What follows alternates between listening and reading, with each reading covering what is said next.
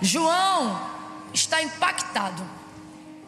E você percebe esse impacto que ele viveu na cruz do Calvário, ali no episódio do Gólgota, da crucificação de Jesus, pela maneira como ele faz o próprio relato de como as coisas se deram no dia da crucificação de Jesus.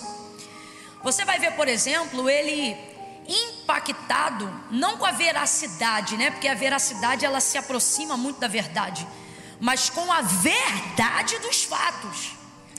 E é interessante falar sobre a forma como João está impactado no seu escrito sobre esse acontecimento. Ele revela isso, porque na verdade ele não conhece Jesus de agora. E até o que está acontecendo agora nos seus olhos, ou seja, no dia da crucificação, também não é uma coisa nova. Isso já havia sido predito pela boca, não só do profeta Isaías, mas do próprio Jesus enquanto caminhava com seus discípulos. Jesus deixou claro essa hora. Você lembra, por exemplo, quando o próprio Pedro, ao ouvir o que aconteceria acerca dessa hora, tentou desencorajá-lo, dizendo: não faça isso contigo mesmo. E aí você lembra o Senhor respondendo para ele, dizendo: para trás de mim, Satanás, tu que me serves de escândalo, compreendendo que não era apenas uma motivação da personalidade de Pedro, mas uma intenção e influência demoníaca para que Jesus não concluísse a obra do Calvário. O que eu estou querendo dizer com isso, gente? A verdade é que todos os seus discípulos já estavam com ele há um tempo. E não era um tempo assim esporádico, era contínuo. Andavam com ele, dormiam próximo a ele, almoçavam juntos, tomavam café juntos, jantavam juntos, peregrinavam, caminhavam juntos, oravam juntos, subiam um monte juntos, desciam juntos. João, por exemplo, ele tem uma compreensão tão clara de que Jesus é o Filho de Deus, que ele já abre a narrativa do seu livro falando de forma totalmente diferente dos demais evangelistas. Ele, por exemplo, ele não vai trazer a genealogia de Jesus, ele não vai falar sobre o nome de Maria, não vai falar sobre o nome de José, quando está falando sobre o início, na biografia ali, no capítulo 1 do seu livro. Diferente de Mateus, diferente de Marcos, diferente dos demais, ele já vai dizendo: no princípio era o verbo era Deus, o verbo estava com Deus, nele estava a vida e a vida era a luz dos homens. Em tudo isso você compreende a maneira como João tem uma visão esclarecida de quem verdadeiramente é o Filho de Deus. E isso por quê? Porque dentre todos aqueles que já caminhavam dentro daquela mesma cúpula ministerial que Jesus estava desenvolvendo, ele era aquele que ousava caminhar mais perto. Você vai ver, por exemplo, João na celebração da última ceia, tomando uma atitude que é no mínimo constrangedora entre dois homens. Você vai ver que na frente de todos os demais ali, ele faz questão de sentar ao lado de Jesus, se aproxima cada vez mais perto e por fim, sem pedir permissão ou sem que seja feito um clima para isso, ele vai lá e encosta a cabeça no meio do peito de Jesus. Ô irmão, você tem que entender que eu não estou falando de um garoto, eu estou falando de um homem barbado, pegando assim do nada e colocando a cabeça no peito de um outro homem sentado na frente de mais 11 homens. Não é o tipo de coisa muito comum, mas ele ousava. Camila, mas a comunhão, o carinho sim, mas são apenas 3 anos e meio de convivência, porém uma convivência muito intensa, o que mostra muitas vezes que a base do relacionamento, ela não é determinada só pelo tempo, mas pela intensidade da entrega de cada um. Tem gente, por exemplo, que está na sua vida há anos, mas não tem uma intensa entrega. Há outros que já chegaram há pouco e já dizem o que veio, porque são intensamente entregues dentro do propósito que estão na vida das pessoas. E esse é o caso de João. Então por que eu estou querendo falar aqui sobre o impacto dele diante do que está acontecendo no Calvário? Porque João já conhece a palavra de cor, inclusive a palavra que ele mesmo está relatando aqui no capítulo 19, a palavra predita pela boca do profeta Isaías. Qualquer judeu da idade de 7 anos para cima já tinha por obrigação ter de cor os textos messiânicos dos profetas maiores. Então João tinha de cor o nascimento de Cristo, a sua crucificação e profeticamente a sua ressurreição.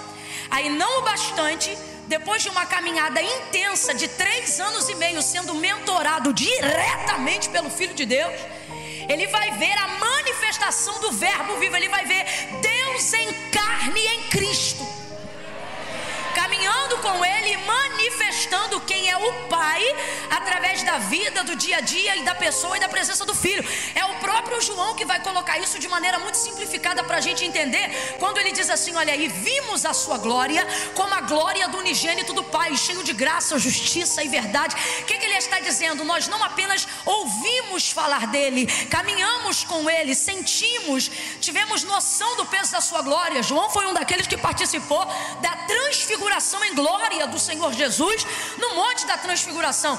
Então me deixa um pouco impressionada ver João impactado com aquilo que está acontecendo. Camila, e aonde ele aponta o impacto que ele está tendo diante da crucificação? Não é só por causa da dor, isso já é muito impactante. Ver quem você ama ser crucificado, ver quem você ama sangrar até a morte, ver quem você ama num estado de vitupério, de vergonha, exposição pública, sabendo que esta pessoa é inocente. Tudo isso já é o suficiente para abalar o emocional de João. Você tem que levar em consideração aqui que João renunciou à entrega de sua vida inteira para viver com Jesus. Eu estou falando de alguém que tinha um CNPJ, abre aspas aqui para entender o que eu estou falando. Estou falando de alguém que tinha uma empresa, que tinha uma rotina de vida, mas no dia que viu o chamado do Senhor, renunciou absolutamente tudo e fez deste homem seu herói, sua vocação, sua influência, sua entrega, seu tudo, seu tudo. Então imagine agora o seu tudo está numa posição de impossibilidade de reação. Imagine o herói da sua vida está amarrado junto ao Calvário. E na verdade, quando Jesus faz isso, ele não está desmerecendo o poder que ele carrega, porque poder de verdade você descobre que uma pessoa tem, não é apenas quando ela tem o poder de fazer algo, mas é quando podendo ela escolhe não fazer, para manifestar a realidade do nível de controle que a pessoa tem sobre a situação. Você lembra, por exemplo, no Calvário, os soldados, eles diziam, bem como os judeus que haviam crucificado Jesus Cristo, eles diziam: se tu és o Filho de Deus, desce daí então. Se você realmente tem poder para isso, desce daí. E ele realmente tinha poder para fazer isso, mas ele não descia, porque quem tem poder de verdade tem o controle mesmo quando não exerce a autoridade do seu poder. Isso é poder, irmão. Isso é poder. Isso é poder. Poder para acusar e decidir perdoar. Isso é poder. Isso é poder. Poder para lançar fora e decidir dar mais uma chance. Isso é poder. Isso é poder.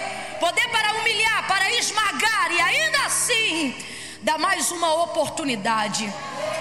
Isso é poder. E Jesus, ele manifesta a intensidade desse poder mesmo quando ele não está fazendo nada, mesmo quando ele permite-se ser amarrado. Camille, ele poderia não ter permitido? Poderia. Foi ele mesmo que disse para Pilatos, quando Pilatos, tentando livrá-lo do Calvário, disse para ele: tu sabes que eu tenho poder para te prender ou para te soltar.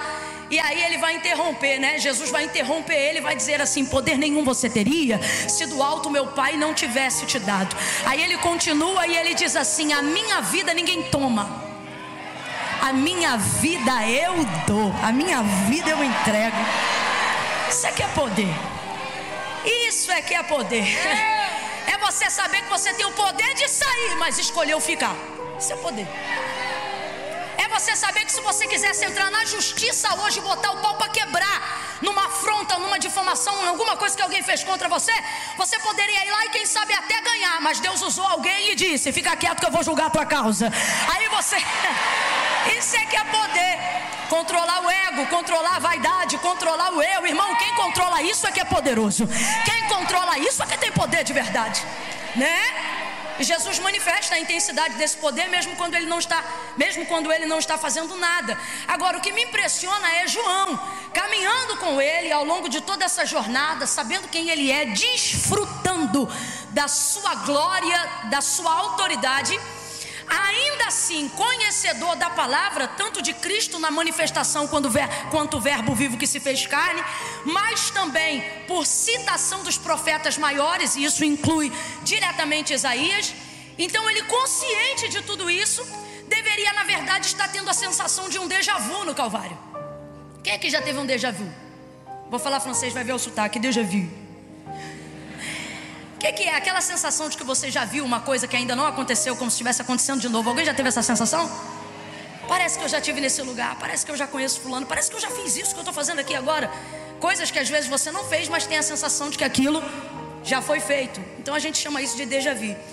Então, numa perspectiva humanizada e natural, o que João deveria estar sentindo ao ver aquilo dali era a sensação de que ele já tinha imaginado aquilo na mente, ou que aquilo já deveria ter acontecido, porque ele tem todo o cenário e todo o relato de maneira profética, dita não só por Isaías, mas mencionada pelo próprio Cristo na primeira pessoa. Todavia, mesmo tendo todo o aparato, mesmo estando debaixo de uma palavra, o impacto daquilo que está acontecendo agora diante dos seus olhos mexe com a sua mente de uma tal forma que, ainda que ele veja e faça menção de que tudo que está acontecendo diante dos seus olhos é na verdade uma ação que já foi programada pela eternidade, predita pelos profetas, ainda assim ele fica impactado. Você vai ver o susto dele aqui, por exemplo, nos versículos onde ele manifesta as palavras de Isaías. Você vai ver, olha o testemunho pessoal dele no verso de número 35. Ele diz assim, aquele que viu isto testificou que o seu testemunho é verdadeiro. O que ele está dizendo? Eu, que sou testemunha ocular do que estou escrevendo para vocês na condição de ouvinte, estou dando testemunho de que o testemunho dele, quando ele tinha vida, era verdadeiro, e que eram verdadeiras todas as palavras que ele dizia. Só que ele não dá esse testemunho só para a gente, ele está dando testemunho da própria impressão que ele está tendo do Calvário. Como que ele diz assim? Eu já acreditava que tudo que ele dizia era verdade, mas agora eu tenho certeza que é verdade da verdade mesmo, seu testemunho. Então ele está impactado com a realidade dos fatos, que outrora ele só conhecia traduzido em palavras. Completa para mim, por favor, que você vai entender. Ele está impactado agora com os fatos que estão diante dele, porque antes ele só conhecia isso traduzido em palavras. Complete aí, traduzido em? Mas o equívoco ou o comportamento de João, ele na verdade é um comportamento comum a todos nós que estamos aqui. Ouvimos falar das coisas, conhecemos as coisas, mas quando as coisas acontecem, ficamos impactados como se não soubéssemos que Deus era poderoso para cumprir aquilo que havia dito. Não é verdade? A gente fica impactado, a gente fica surpreso, a gente fica impressionado. Num exemplo aí de proporção menor, eu fico vendo às vezes irmãs que estão orando 10, 20, 30 anos pela salvação de um filho, de um marido, de um ente querido.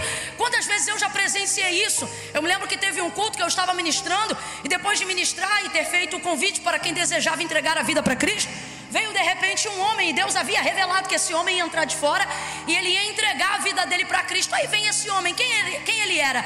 Era um homem que nunca entrava na igreja, só deixava a esposa e pegava ela na porta quando o culto terminava. Neste dia o Senhor falou: alguém que sempre vem e te deixa e te pega e nunca entra, vai entrar hoje. Estou eu falando, não conheço, estava por divina revelação profetizando. O homem vem entrando, barrigudo, bigodudo, de bermuda, camisa aberta até aqui, se rende diante do altar e começa a chorar. O ciclo de oração naquele alvoroço, porque eu não conhecia, mas elas conheciam, era o marido da dirigente. Vem ele e se entrega para Cristo. Meu Deus do céu, a igreja enverga naquela alegria, porque todo mundo sabia o histórico da irmã, e esse homem nunca entrava na igreja. Nesse dia não só entrou, como reconheceu Jesus como o único mediador entre Deus e os homens. Rapaz, mas me chamou a atenção, porque todo mundo glorificando a igreja debaixo de peso de glória, e aquela irmã suspeitando. Eu vendo o povo chorar, o povo alegrar. Resultado, quando terminou o culto, ela me procurou, pediu para ele esperar no carro, veio falar comigo. Quando entrou na sala onde eu estava, ela disse: irmã, eu vim aqui para saber o que a irmã sentiu quando aquele homem entregou a vida. Irmã, eu senti a alegria, senti a glória, senti o poder do evangelho, senti isso, senti aquilo, senti o que eu sinto quando a gente vê um salvo, né, entrando aí para a lista dos salvos. E ela disse: irmã, aquele homem é meu marido. Eu falei: o que glória, irmã? A senhora não está feliz? Ela: eu não sei se eu estou feliz. Eu falei: ora, por quê? Ela diz: eu oro por ele há 30 anos. Há 30 anos. E eu dizia: então, irmã, Deus já respondeu sua oração. Ela dizia: pois é, são 30 anos pedindo e nada. Aí hoje ele vem aqui e entra. Eu disse assim: irmã, ele vem aqui e entra. Foi a irmã que acabou de dizer que está orando por ele há 30 anos. que a irmã acha que Deus estava fazendo com as orações da irmã? Botando no lixão? Você acha que no céu tem lixão de oração? Ela é, irmã, eu tô preocupada. Será que ele vai converter mesmo? Eu falei, irmã, eu creio que ele já está convertido. Agora a irmã está precisando voltar às primeiras obras de fé. Mas o que é isso? É acostumar-se a ouvir, tornando aquilo que se ouve cada vez mais distante da realidade. João está impactado porque uma coisa é ouvir e outra coisa é ver cumprido diante dos seus olhos aquilo que Deus vem falando. Agora, você glorificou porque vai ver, ainda não passou por isso ou isso ainda não cumpriu. Porque normalmente quem está habituado com a guerra, quando chega o dia do triunfo, suspeita da promessa. Quantas pessoas eu conheço que não conseguem se alegrar no dia da vitória? Por quê? Porque elas estão suspeitando daquilo que está acontecendo. Porque na verdade acreditavam de ouvir, mas não acreditavam que de fato aquilo poderia acontecer. Presta atenção. O impacto, presta atenção. O impacto daquilo que está acontecendo diante de João é tão grande, tão grande, tão grande, que a única coisa que faz ele manter o controle no Calvário é a ciência da palavra. Aonde estão os outros discípulos que caminharam com Jesus? Aonde estão os outros que estavam ao seu lado no momento em que ele foi capturado? Judas traiu, Pedro negou e o restante está assustado. Daqueles que não eram da família no Calvário, só perseveram João e Maria Madalena. Os demais, cada um saiu correndo para um canto. Está a sua mãe, que é da sua família. Aí dentro desse contexto que eu estou colocando não conta, porque mãe não tem comparação com nada nem com ninguém em lugar nenhum. Fora isso, está cada um para um lado. E por que isso está acontecendo? Uma vez que Jesus já havia falado todas essas coisas, depois no terceiro dia ele ressuscita. Eu vou voltar para João 19, mas só para você entender. No capítulo 20, Jesus já ressuscita. Palavra essa que ele já havia predito dentre os seus discípulos por 3 vezes. Ele mesmo na primeira pessoa deixou claro. Uma vez por um cenário, segunda vez linguagem figurada e terceira vez linguagem literal, dizendo que ele iria morrer, mas que ao terceiro dia ele iria ressuscitar dentre os mortos. Agora, está Jesus ressurreto, só Maria Madalena volta ao sepulcro a fim de cuidar do seu corpo. Olha que coisa interessante, ela está indo buscá-lo, ela quer saber aonde ele está. Vai ela até o sepulcro e Jesus já havia dito que ressuscitaria. Agora você vê, quando Jesus disse que ressuscitaria, eu estou falando de palavra. Quando Jesus disse que ressuscitaria, ele só ministrou isso aos seus discípulos. Completa aí para mim, por favor. Ele só ministrou isso aos seus? Só aos seus discípulos. Jesus nunca falou isso para os seus inimigos. Só que aquela palavra correu. E sabe quem guardou aquela palavra? Seus adversários. Tanto é que quando Jesus é sepultado, o que os fariseus pedem? Uma guarda romana para selar a pedra e vigiar. Olha o que eles diziam: faça isso, Pilatos, porque este aí quando vivia, olha eles lembrando o que Jesus falava, porque este aí quando vivia dizia que ao terceiro dia ia ressuscitar. Agora você vê, a palavra da ressurreição não era para os inimigos. A palavra da ressurreição era uma promessa feita aos amigos, era uma promessa feita aos discípulos, era uma promessa feita a quem Jesus amava. Só que eles não se lembravam disso. Está cada um num canto escondido. Agora os inimigos, os fariseus, os escribas, os sumos sacerdotes que entregaram Cristo para o Calvário se lembram do que ele dizia quando estava vivo. E por que eles se lembram? Porque eles não estão impactados no emocional com o que está acontecendo. Quando você não é impactado no emocional, você tem mais facilidade de guardar a consciência. Você tem mais facilidade de guardar o que disseram e o que falaram. Na tricotomia do ser, espírito, alma e corpo, a emoção quando aflora é na alma. Aí ela quer dominar sobre o corpo e sobre o espírito. É por isso que na ira a gente faz o que não deve, fala o que não deve, bate em quem não deve, entra onde não deve, sai da onde não deve, e depois a gente fica perturbado. Vai ouvindo aí. Maria vai procurar Jesus e ela sabia também da sua ressurreição, porque quando Jesus disse que ressuscitaria, disse para todos os que eram seus. Agora o inimigo lembra da promessa, mesmo que ele não creia, mesmo que ele ache que é alguém que vai roubar o corpo. O inimigo lembra da promessa, mas os filhos, os amigos, os discípulos, impactados impactados por causa do cenário. Qual é a última imagem que Pedro tem? Qual é a última imagem que João tem? Qual é a última imagem que Maria tem do seu filho? A imagem de alguém que está roxo, cheio de edema, rosto lavado de sangue, cabeça com coroa de espinho, lateral transpassada com lança, corpo inchado, todo furado na mão, na cabeça, no pé. A imagem é terrível. A última imagem impacta mais do que os 3 anos e meio. Então o que é que eles têm? Eles têm a imagem que impactou o seu visual. Mas é por isso que a palavra de Deus diz o quê? Que aqueles que servem ao Senhor não podem andar por vista. Não podem andar por vista, tem que andar por fé. E quem anda por fé não anda pelo que vê. Quem anda por fé anda pelo que ouve. Vou falar de novo. Quem anda por fé não anda pelo que vê. Quem anda por fé anda pelo que ouve. E qual é o perigo de andar pelo que vê? Quem anda pelo que vê cumpre a concupiscência do corpo. A Bíblia diz que a concupiscência da carne e do corpo está onde? Nos olhos. Seu corpo, sua carne reage àquilo que você vê. Por isso, muitas vezes no culto a gente passa 80% do tempo de olho fechado, para não se distrair com nada, para se ligar tão somente com Deus, porque a visão ela tem o poder de desestruturar a sua alma e o seu corpo. Quando você passa por um acidente muito desgraçado, com muito sangue, aquilo impacta seu corpo por causa do que você viu. A pessoa não precisa nem ser seu parente, a pessoa não precisa nem ser conhecido seu. O impacto da visão abala seu emocional. O impacto da visão mexe com o seu corpo, desestabiliza. Você começa a tremer sem querer, a chorar sem querer, a passar mal sem querer. A perna começa a bater uma na outra sem querer. Por quê? Porque você foi abalado por aquilo que você vê. Vai ouvindo. Maria, quando vai buscar o Senhor, até os inimigos lembravam da promessa, mas os discípulos não lembravam. E por que não lembravam? Eles estavam impactados por aquilo que viram. Quando ela saiu de casa, ela disse assim para as outras: vamos, eu vou buscar o corpo do Senhor. Aí levou especiaria, levou incenso aromático, levou linho. Para quê? Para limpar o corpo de Jesus e cuidar, porque no dia que ele foi sepultado foi tudo muito rápido, e ela quer ter certeza que ele teve o cuidado e a honra que todo judeu merece no seu sepultamento. Vai ela no caminho, Jesus já não estava mais lá, e eu acho isso lindo, porque ele não tinha obrigação nenhuma de ficar. Ele tinha levantado e ele já tinha que ir em direção ao caminho dos discípulos de Emaús para resgatá-los, porque o texto diz que àquela altura eles já estavam distantes de Jerusalém. Mas Maria vai atrasar a agenda de Jesus por algumas horas.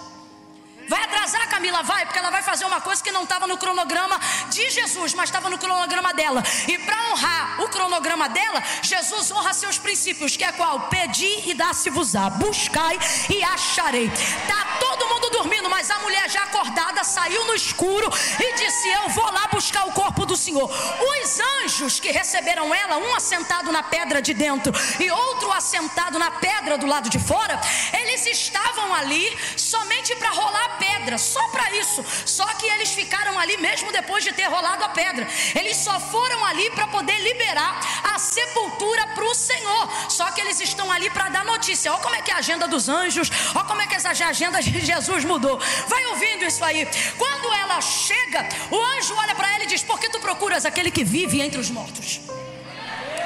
Ele não está aqui, ele já ressuscitou. Mas até ela dar essa notícia e ela entender o que estava acontecendo, ela já tinha voltado em casa, já tinha ido de novo, já tinha chamado Pedro e João. Por fim, quando não ficou ninguém, ficou só ela na porta do sepulcro, o texto diz que ela ficou ali chorando, entrou no sepulcro, saiu do sepulcro. Quando ela sai do sepulcro, ela vê de longe um homem e ela acha que ele é o jardineiro. Ele chama ela. Isso aqui é o princípio daquele que busca a Deus em movimento, que é qual? Pedi e dá-se-vos-á. Buscar aí. Jesus está ali fazendo o que, gente? O que? Só esperando Maria. Me mostra no texto alguma outra coisa que ele fez antes ou depois dela chegar. Nada, ele só estava esperando. Eu tenho para mim que isso não estava na agenda cronológica normal. Isso aqui é Jesus dizendo: espera aí, que a mulher saiu de lá, ainda era escuro, eu tenho que honrar a busca dela. Olha isso. Ela chega, aí ele olha de longe, ela pensa que é o jardineiro, e ele diz assim: mulher, por que choras? Eu digo que quando ele é bom, mas quando ele é terrível, ele é melhor ainda. Ele sabe que a bichinha foi fazer lá, sabe por que ela está chorando, mas ele vai criando situações para ela intensificar o nível da busca. Isso aqui é igual Mateus capítulo 15, 21 em diante. Jesus sabe que você está buscando, mas ele não responde, que é para você intensificar e melhorar a qualidade do clamor. Mulher, por que choras? Aí ela diz, porque levaram o corpo do meu. Levaram o corpo do meu. Ela já criou uma situação que não tem nada a ver com a palavra que o Senhor Jesus dizia quando estava vivo. Por quê? Porque quem está falando o que aconteceu com o corpo de Cristo é a alma de Maria, não é a sua consciência. Eis o problema de sermos impactados pela visão. Nessa hora deixamos a alma falar e não a consciência dizer o que está armazenado e o que está guardado. Lembra de José? Lembra de José? Os irmãos trouxeram a túnica toda suja de sangue e perguntaram para Jacó: reconhece se esta é ou não a túnica do teu filho José. Impactado pela túnica porque estava suja no sangue de cabrito, Jacó vai ficar assustado. Ele vai dizer o que, gente? Ele vai dizer: ai, é do meu filho José. Certamente uma besta fera o comeu, foi despedaçado meu filho. Rapaz,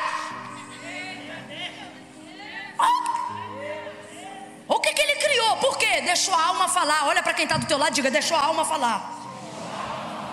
Quando você deixa a alma falar, impactado pela visão, ela troca tudo. Maria já simulou um sequestro. Levaram o corpo do Senhor. Eu não sei, isso é alma. Isso é alma, sabe o que é isso?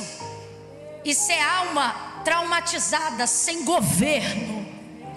Porque o impacto da última coisa que viu está falando mais alto do que a última coisa que ouviu. Agora você vê o poder de guardar o que se ouve acima de tudo o que se vê. Ela olha para ele e diz: eu vim procurar o corpo do meu Senhor. Se o Senhor sabe aonde o levaram, me diga onde o puseram, que eu irei e o buscarei. Aí ele não fala nada. Como ele não fala nada, depois você vem em casa no capítulo 20. Ela vira, o texto diz que ela vira as costas e vai embora, ele não fala nada. Então ela já está de costas para ele. Aí ele diz assim: Maria. Rapaz, volta a cena para você entender. Ela está olhando para ele, dizendo: se tu sabes aonde o puseram, me diga que eu irei e o buscarei. Ela está olhando e não reconhece. Ela está vendo e não reconhece. Aí o texto diz que ela vai. Quando ela já está de costa, ou seja, já não está mais vendo, mas ainda está. Tem coisa que está perto de você, mas Deus faz você pensar que está distante, que é para você melhorar o que você ouve. Quando ela já está de costas para ele, ele chama ela dizendo: Maria. Gente, não sou eu que estou inventando, está escrito no capítulo 20. O texto diz que virando-se ela já gritava, tem ponto de exclamação, dizendo: Rabone. Ou seja, ela não virou e disse Rabone, não. De costas, quando ouviu a voz, ela reconheceu a voz. Quando lá atrás ele diz Maria, de costa ela já diz Rabone, mestre. E sabe por que isso é lindo? É Jesus confirmando que Maria é uma ovelha, porque ele disse: as minhas ovelhas conhecem o som da minha voz. Pega na mão de alguém aí agora, pega na mão de alguém aí agora e diga: não é por vista. Diga: não é por vista, é por fé, é por fé.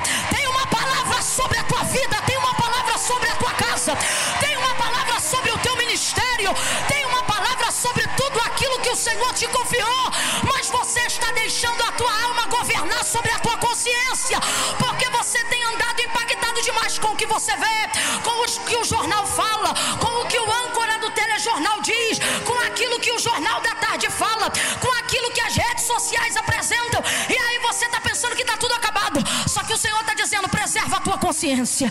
E como é que eu preservo a minha consciência? Preserva a palavra de Deus.